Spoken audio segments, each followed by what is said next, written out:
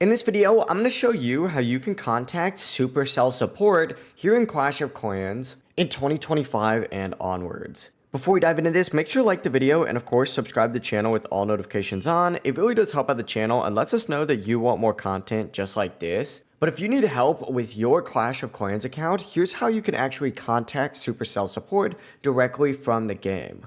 Begin by obviously making sure that you have Clash of Clans opened up. And what you're going to want to do is actually find the gear icon in the bottom right corner of your screen to actually access the settings.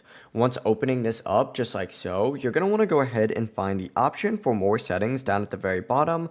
Click on it, and then from here, scroll down until you find the help and support option. Now, if it's not in more settings for you, it's actually just in this main section on this help and support section. So just click on it, and then it's going to forward you to a page that looks something like this. You're now going to be inside the official Clash of Clans support center. From here, you can do one of two things. You can tap the chat message icon up in the top right corner to contact Supercell directly, or you can scroll through all these pre-made help articles to see if your issue already has a solution. Personally, I recommend just immediately chatting with them. I think it's a little bit easier and helps you get in contact quicker and get your issue resolved.